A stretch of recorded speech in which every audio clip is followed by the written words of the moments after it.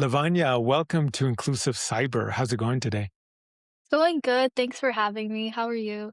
I'm doing well, just busy with work and super excited to have this conversation, Lavanya. Can we just start with a quick kind of overview of who you are for the audience? Yeah. Um, my name's Lavanya Joshi. I am a first year at the University of Virginia. I plan to pursue a BA in computer science. I kind of picked this degree because I feel like computer science can be very versatile. For like students interested in tech, like I feel like there's many niches you can focus on, such as cybersecurity, data science, software engineering. So with like more years, I'll probably see like what exactly I'm interested in, but so far, it's been cybersecurity, and I love it. Let's kind of start at the beginning. Why computer science? Are you naturally inclined to ask a lot of questions? Do you have a curious personality?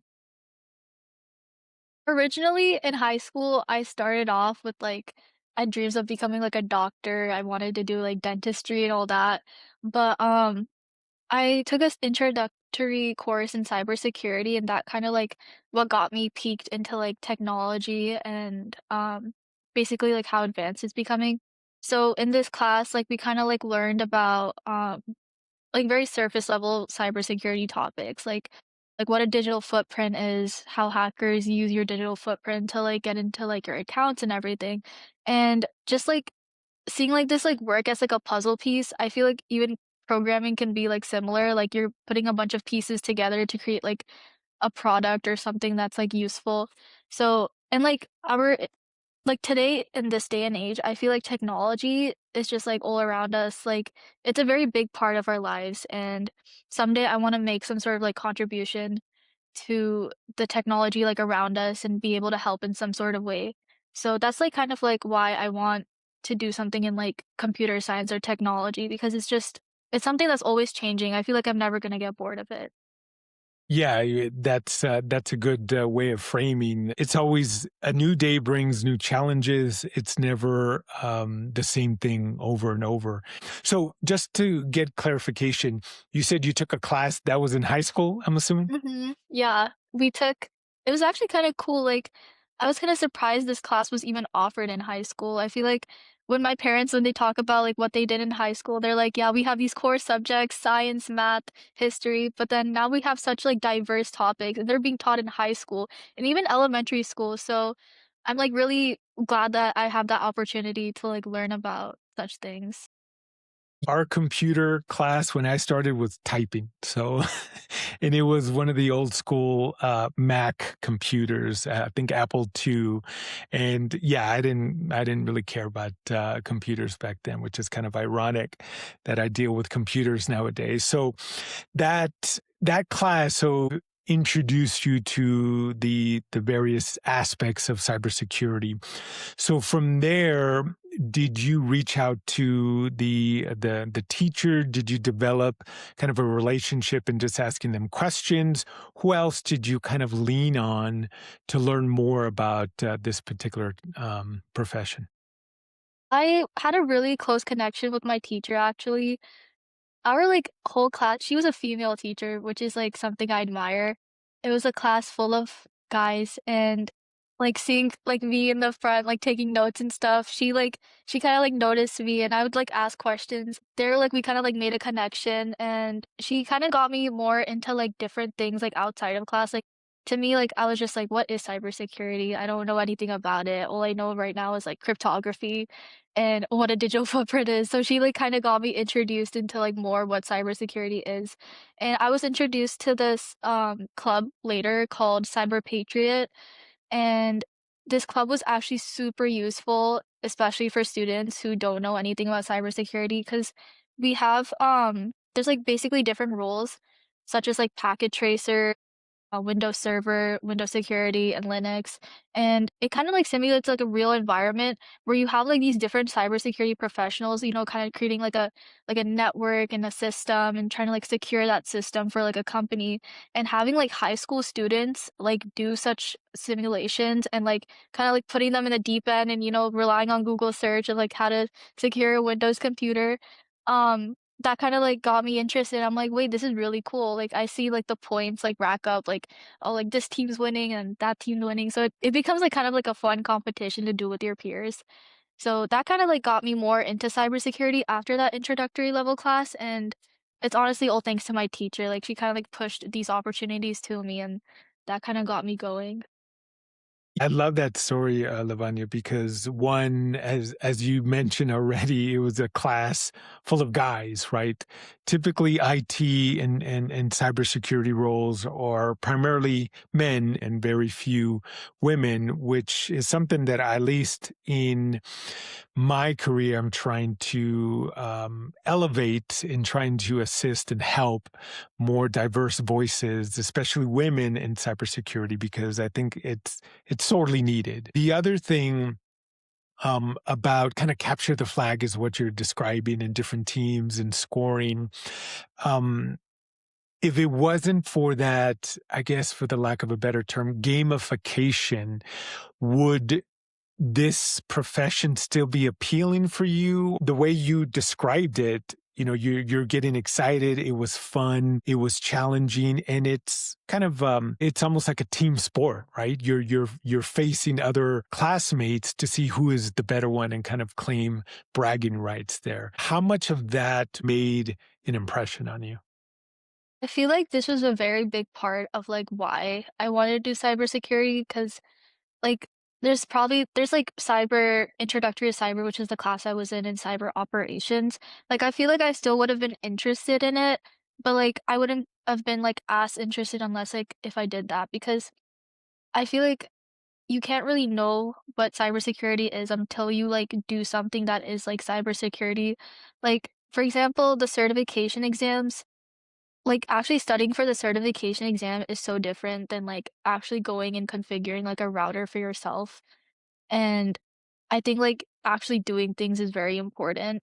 So I think it definitely, like, had some sort of contribution, like, on my, like, pathway and growth. Now you have kind of the cyber bug in you, and then you graduate high school, and then you're looking to get into college. Was cyber IT your main, or computer science rather, was that your main degree that you're looking for, or were you kind of going back and forth with maybe some other profession? Uh, I think I was mostly interested in computer science, um, because it's, like, that was, like, my main that's probably, like, what I was doing so far. And I'm, like, interested in business as well, but I think I believe in, like, an intersection with, like, business and technology. So that's kind of, like, where I want to, like, go into. So I picked the University of Virginia because, like, it's, like, a good school in Virginia, and I'm in state, and I feel like I could go into, like, very, like, different, like, areas if I wanted to. Like, if I was interested in data science after taking a few courses there, I could minor in data science or maybe get a master's in data science there. Or, if I wanted to do cybersecurity, I could do a focal path and then do some extracurriculars and get, like, a few certifications and get me started with some internships. Or I could go into software engineering, which is, like, essentially the same thing, but, like, with more programming. So I just picked computer science right now because it's, like, a versatile degree, and I do enjoy programming, but I think exploring, like, exactly what niche in computer science I'm interested in the most is, like, what I'm focused on right now. Right. And I don't know if you mentioned this before, I might have missed it. What year are you in college right now? I'm a first year, so I just finished my first semester at First UVA. semester, so Yeah. brand new to to the Yeah. university life. So then just last year you were in high school then. I just wanted to get a frame of reference. Now you're going into your first semester, wrapping that up. How has it been so far? I didn't really go into much expectation into, like, university because I've always been, like, the studying person, like, always just in the books, Yeah. but I feel like college is so different, like, you have different things that you're focused on, like, lifestyle and everything. So I think essentially first semester was just, like, getting used to that lifestyle and creating, like, a new routine and how to go about things. But I think, like, in terms of classes, it wasn't too bad. They were very, like, introductory classes. I took, like, foundations of data science and, like, Python for scientists and introduction to programming, which just taught me Python. So I think like for now, like it'll be okay, but as like the semesters go on, I know like the classes are gonna start to like toughen up. So I'm just like right now trying to mentally prepare for that amount of studying. So we'll see. Yeah, I'm sure it's gonna definitely get harder as you progress in your college careers. One thing that I always ask my guests, Lavanya, is mentors. And I know you're barely starting off, but do you have any mentors right now, whether it's professors or even fellow, classmates from high school or even parents, right? I think of everyone as like my mentor. I don't like to follow in like one person's specific like footsteps because like I'm trying to create like my own journey, my own path. So instead I like to like gather opinions from like everyone and ask them questions about like what led them to like this position in their journey. And basically when I collect all these opinions, I'm like, wait, maybe I might be interested in this. Maybe I can try this thing. It'll be like small things like, oh, this person they did a minor, or this person they tried out like a specific program. So like I'll just like try these new experiences that other people did and see if it's for me or if it's not, and then I'll like kind of move on with that. So I think my most of my mentors, I think like the most influential ones have been like that one high school teacher I had, and then I had some like I kind of like look up to people who are making like a lot of innovations today. I feel like a lot of graduates from like college, they've been working on these really cool startups and kind of like integrating like machine learning into like different fields such as like healthcare and um like just like other cool things. I think in one of my internships, we like talked to a lot of individuals who did things like that. So just seeing like their starting point and then seeing them like where they end up with all this hard work and determination, that kind of like inspires me. So I like hearing their stories and like getting inspired by them. So, not to go off topic, but just based on what you said there, is that something that you would be looking into? It's kind of the startup world, going through college, getting your education, and then kind of pivot to startup culture or startup company. It kind of does pique my interest because I feel like everyone like with AI coming in, like everyone's kind of like in this buzz, like, oh, how can we use AI to like optimize like daily task and everything. I think it's definitely like in my interest. I love the fact that like people are creating like something brand new. This wasn't as normal back then. So I think I might like look into it in the future. But I think it was, but not as prevalent. There were just Yeah, certain as small prevalent. pockets. Yeah. Here, I think just technology as before we hit the record button, just technology is advancing so fast and, it could be good, it could be bad. I appreciate your insight and kind of your eagerness to learn. So you mentioned the word of the millennia, right? Seems like it, generative artificial intelligence. So as you're saying that you want to get into computer science, and I'm sure you've read this vibe coding, which it's a marketing term that essentially makes you create apps without knowing any programming language. So essentially, it was made for me. I'm an idiot when it comes to coding. When I went to school back several decades ago, I couldn't understand programming. What do you think AI is going to be, and how can that potentially impact you both on the negative side and on the positive side? I believe AI is like a tool. It depends on like the user itself and like how they like go about using this tool. Because AI, it can do both. I've seen it do both bad things and good things. Um, so I feel like if people like continuously like keep using AI for like everything, like it kind of takes away from them and like what they're able to do. And, it kind of takes away from that like critical thinking. But at the same time, if you use AI in the correct ways, like you're only gonna gain from it. Because I use AI like as a student. If like, for example, like if I have to like go all the way to like a TA's office hours and like have them explain like a concept to me because I just can't understand it. And then I'm spending like so much time like walking to like their office or like Google searching stuff and just getting frustrated by like the results. I could just have AI be like explain to me like I'm in middle school, explain to me like how to do subnetting or something. Cause like I feel like that can be a very hard concept at first, to learn like through a YouTube video or something. So having like AI actually like explain to me like first like in baby terms and then actually like building up to like learn like the more advanced ways that that can be like super useful, and that kind of gets what like students going, and creating like optimized results while like also achieving those same results if you did like the other things, you know. Yeah. So No, wait, yeah. sorry, go ahead. No, no, no. I love that use case because I'm actually doing that myself. So I'm reading a book on systems theory and concepts that I don't know. I'm like, okay, I get my phone and start asking AI, hey, I'm reading this book. I don't understand what the hell they're saying here. And how does this relate? I guess I'm trying to incorporate systems theory into cybersecurity programs, and I'm trying to, just like you said, I don't want to pay anybody. I don't know anybody that knows systems theory. Well, let's just use the tools that are available to us that can make life a lot easier. So then I'm gonna kind of put you on the spot a little bit. So if we're using AI as a whole, and in your particular case as a student, why go through college if you can just if you're passionate about cyber or any profession, medical field or legal, why couldn't we use that tool to explain all these kind of concepts for us? What are your thoughts on that? I feel like AI, it can be very biased. It's not very reliable.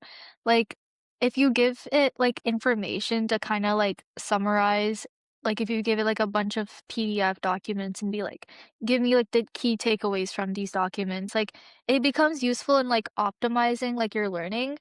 But, like, if you kinda, like, asked AI to, like, generate, like, a learning plan for you with, like, information, it's gonna take, like, content from, like, all across the web, and that also includes, like, bad sources and unreliable websites, and you don't wanna be, like, learning, like, information that you know you can't trust. But with, like, an instructor at, like, a university that gives you, like, these concepts that they explain first, like, you're still learning from your professor, but, like, those small nitpicky things that you just can't understand yourself, like, AI becomes valuable when it actually, like, explains, like, exactly what that means and what that is. But I feel like AI is just it can't give you, like, a crash course on, like, Network Plus or, like, Security Plus.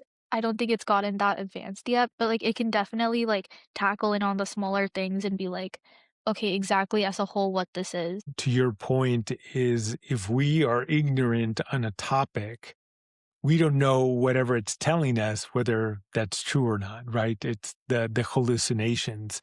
And I think you make a valid point that your instructor, your professor is kind of guiding you, providing those guide rails as you're learning, computer science in your particular case there. So yeah, no, I appreciate your insight in that because, you know, you're coming into a whole new world where everything is just AI, right? And you're seeing um, a lot of people pontificating with the job markets and how people are being laid off and them attributing it to AI. With that being said, what do you think it's going to look like when you graduate in 4 years? I feel like for cybersecurity specifically, there's gonna be more, like, in demand for cybersecurity professionals because AI, it kinda, like it's, like, trained on, like, large data sets, and you need, like, of course, data, and, that data is being sold, and you don't know if it's, like, in an ethical way or an unethical way.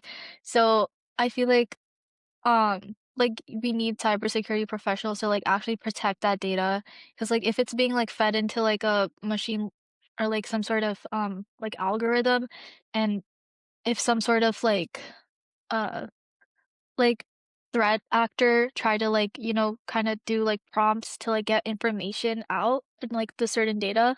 This was, like I actually learned this through, like, a CTF I did, like, I had to, get, like, a passcode from, like, this, like, AI, like, bot, and I actually ended up getting the password from it. I'm like, this password just stored in the database and all it took me was just like a prompt to like get that. So I don't think the cybersecurity field is gonna like go down. I feel like more it can be used as a tool because like of course hackers are they're gonna use AI to like kind of make their lives easier and like automate attacks or whatever. But we can also use that to our advantage because at the end of the day, AI is a tool. Yeah. No, I love that perspective. And yeah, the adversaries are already using AI. I don't know if you had the opportunity to read Anthropic's Intel report. I think that came out last month. If not, I'll make sure to share it with you and then put in the show notes. Super fascinating. So can you I know it might have been between high school and college, but you started an internship. Can you tell us a little bit about how you got that internship and what were the different things that you learned from it? The internship that I did that was most significant was CCI. For full, it stands for Commonwealth Cyber Initiative. They like share more about like what cybersecurity is to like other individuals, no matter like what age they're in. And for me, I did specifically the program where it was aimed towards high school students because I feel like kids they need, like, that exposure, like, going to actual, like, businesses and seeing, like, what those professionals are doing, like, in that business to kinda get, like, students interested. Because right now, like, when I talk to, like, my friends who are not, like, interested in tech and they've never gotten that tech exposure, they kinda just see, like, any tech-related job as, like, sitting in front of a computer and just, typing away. It really isn't that there's, like, a lot more to it. That internship, like, it showed me, like, a lot and gave me a lot of exposure into, like, what cybersecurity is, and it's very cool to see, like, how it can be applied in so many different fields. I've seen it been applied to, like, satellite communications and, um, like, businesses such as, Leidos and healthcare, and just seeing, like, it apply to, like, so many different fields just I feel like that's something, like, students should see, and we basically got to, like, ask these professionals about, like, what their day-to-day life is like, and they tell us about, like, they tell us to a certain extent, they can't share, like, the full details, but, like, whatever they're doing seems pretty interesting, and I forgot what company it was, but, we went to, like, one of these, like, satellite communication companies, and we saw, like, these professionals, like, they had, like, some sort of, like, box and, like, with a bunch of, like, maps, and it was, like, a very secure environment, and they're, like, seeing, like I don't know exactly what they were doing, but whatever they were doing seemed pretty cool. So, I, like, loved seeing those, like, everyone just doing something different, and I feel like cybersecurity, it isn't just, like, one thing you're doing, like, it honestly depends on, like, the job and, like, what the job wants and what they want to secure. So that was a very, like, cool internship that I did, and in the summer, we got, like, paired up with, like, a bunch of companies, and 2 or 3 students from the program would be sent to that company to work for, like, a month, and basically these companies just, like, taught, us of, like, what they do in their company, and they Yeah. gave us, like, projects to focus on. So I got, like, exposure by doing a internship at Salvateur Systems, which is another cybersecurity company. He gave us a bunch of tasks of, like, what to research and, like, what to look into the company, and he even, like, let us join some, like, company meetings to see, like, um how, like, they sell their products and services, so that was I feel like this is not something you can learn in school, so it Yeah. was a very nice experience. Well, what do you think of those meetings? Obviously, you're not liberty to say what was discussed during those Yeah. meetings, but what was your initial reaction to that? I guess how people communicate with one another, your overall thoughts. It was just very structured and professional, so, like, it kinda gave me an idea of, like, what professionalism is. If, like, a customer and a seller are, like, interacting with one another, the customer is asking, like, these questions, like, "What do you have to offer?" And then the seller is like, "Oh, like, we have this, this, and that." So, like, um when I say, like, I'm also interested in, like, maybe going to the startup route, like, this kinda gives me more, like, exposure into, like, what exactly that's gonna look like what kind of interactions that I would have to do in the future if I wanted to go into that side. I think you mentioned a lot of great things there, Lavanya, especially that this stuff you can learn, in a textbook, maybe professors, depending on their experience there, but just having that unique hands-on, being in those meetings, asking those leaders on how they navigate their particular part of cybersecurity, that's something that's extremely valuable, right? What would be some advice that you would tell your younger generation there about getting into kind of the tech fields, IT or cybersecurity? I feel like a lot of students these days, they're very scared of, um, like, what things have to offer. A lot of people are, like, listening to, like, what they hear on social media being like, "Oh, like, computer science degrees are not gonna help you, like, you're not gonna get a job if you do computer science," but I think this is all just false information that people are spreading. Because honestly, you can get a job, you just have to, like, find something that you're genuinely interested in, and you need to, like, work towards, like, that, like, it's not just studying. Because again, this field is so, like, advanced, like, you're not gonna get all the information you need to, like, do a job if you're just gonna like study the textbook. Like you have to like go out and experience things for yourself to kind of get a feel of like what business is like and what you would have to do like in that environment.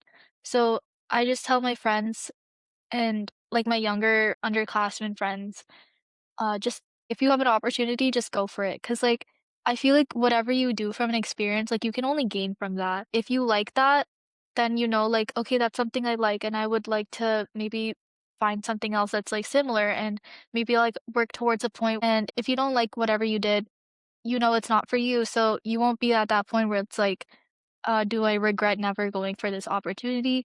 So I just say like overall, just don't be scared and just go for it. I love that advice. So I want to ask you about kind of the social media that you mentioned, maybe mis and disinformation that is floating out there, at least with, how you framed it. That with AI, computer science is going to be a dead or pointless degree.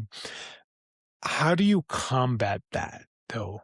Right? Because I think you also mentioned the lack of critical thinking. AI gives us everything that we need about topics X, Y, and Z.